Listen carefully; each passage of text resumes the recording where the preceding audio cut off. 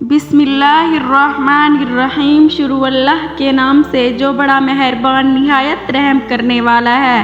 ناظرین محترم، آج ہم آپ کو حضرت ابراہیم اور نمرود کا واقعہ بیان کریں گے۔ حضرت ابراہیم علیہ السلام خدا کے برگزیدہ نبی اور پیغمبر ہیں۔ آپ کو ابو الانبیاء اور خلیل اللہ بھی کہا جاتا ہے۔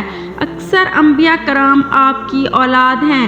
تورات اور انجیل میں بھی ان کے بارے میں مذکور ہے۔ تورات کی روح سے آپ 2200 سال قبل مسیح میں عراق کے قصبے ار میں پیدا ہوئے۔ آپ کے والد کا نام تارخ لکھا ہے، مگر قرآن پاک میں آزر کے نام سے دیا گیا ہے۔ انجیل میں اللہ تعالیٰ حضرت ابراہیم سے مخاطب ہو کر فرماتا ہے، دیکھ میرا عہد تیرے ساتھ ہے اور تو بہت قوموں کا باپ ہوگا، اور تیرا نام ابراہیم نہیں بلکہ ابراہیم ہوگا، کیونکہ میں نے تجھے قوموں کا باپ بنایا ہے۔ حضرت ابراہیم کی ولادت نمرود کے زمانے میں ہوئی۔ آپ کے والد آزر بت تراش اور بت فروش تھے، مگر ابراہیم علیہ السلام بت پرستی کے خلاف تھے۔ نمرود کو اس بات کی خبر ملی تو اسے اپنے سامنے بلایا۔ آپ نے اسے سجدہ نہ کیا۔ پوچھنے پر بتایا کہ میں اپنے پروردگار کے سوا کسی دوسرے کو سجدہ نہیں کرتا۔ نمرود نے پوچھا، تیرا پروردگار کون ہے؟ آپ نے فرمایا، میرا خدا وہ ہے جو مردے کو جان بخشتا ہے اور زندوں کو بے جان کرتا ہے اور مشرق سے آفتاب نکالتا ہے۔ نمرود اپنے دور میں خدا ہونے کا دعویٰ کرتا تھا۔ وہ کہتا تھا کہ میں خدا ہوں۔ قرآن کریم میں ارشاد ہوا، کیا تو نے اسے نہیں دیکھا جو سلطنت پا کر ابراہیم علیہ السلام سے اس کے رب کے بارے میں جھگڑ رہا تھا؟ جب ابراہیم علیہ السلام نے کہا، میرا رب تو وہ ہے جو جلاتا ہے اور مارتا ہے، وہ کہنے لگا، میں جلاتا ہوں اور مارتا ہوں۔ ابراہیم علیہ السلام نے کہا، اللہ تعالیٰ سورج کو مشرق کی طرف سے لے آتا ہے، تو اسے مغرب کی جانب سے لے آ۔ تو وہ کافر حیران رہ گیا، اور اللہ تعالیٰ ظالموں کو ہدایت نہیں دیتا۔ اس بادشاہ کا نام نمرود بن کنعان بن کوس تھا۔ اس کا پایہ تخت بابل تھا۔ حضرت مجاہد رحمۃ اللہ علیہ فرماتے ہیں، دنیا کی مشرق و مغرب کی سلطنت رکھنے والے 4 ہوئے ہیں، جن میں سے 2 مومن اور 2 کافر۔ حضرت سلیمان علیہ السلام اور حضرت ذوالقرنین مسلمان، کافروں میں نمرود اور بخت نصر شامل ہیں۔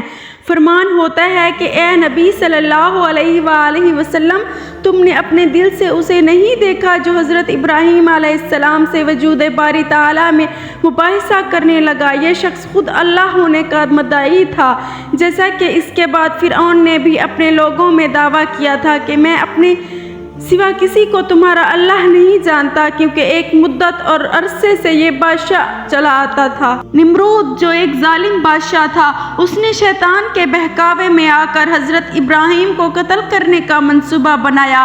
اس مقصد کے تحت 160 گز لمبا، 40 گز چوڑا اور 120 گز اونچا ایک احاطہ بنوا کر اسے لکڑیوں سے بھر کر آگ لگاتی۔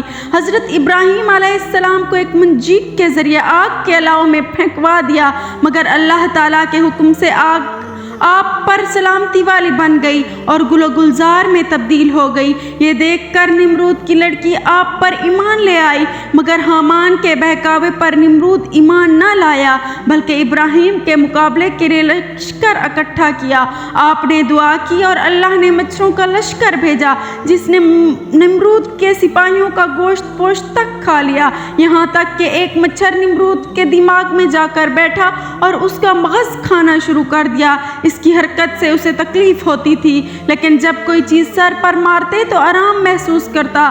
وہ 40 برس تک اسی عذاب میں مبتلا رہا۔ حضرت ابراہیم علیہ السلام کا معجزہ۔ لوگ نمرود کے پاس جاتے تھے، قحط سالی کا موسم تھا اور غلہ لے آتے تھے۔ حضرت خلیل اللہ علیہ السلام بھی وہاں گئے۔ وہاں یہ مناظرہ ہوا، بدبخت نے آپ کو غلہ نہ دیا۔ آپ خالی ہاتھ واپس آئے۔ گھر کے قریب پہنچ کر آپ نے دونوں بوریوں میں ریت بھر لی کہ گھر والے سمجھے کہ کچھ لے آئے۔ گھر آتے ہی بوریاں رکھ کر سو گئے۔ آپ کی بیوی صاحبہ حضرت سارہ انہیں بوریوں کو کھولا تو عمدہ اناج سے دونوں پر تھیں۔ کھانا پکا کر تیار کیا۔ آپ کی بھی آنکھ کھلی، دیکھا کہ کھانا تیار ہے۔ پوچھا، اناج کہاں سے آیا؟ کہا، وہ بوریاں جو آپ بھر کر لائے ہیں۔ آپ سمجھ گئے یہ اللہ تعالیٰ کی رحمت ہے۔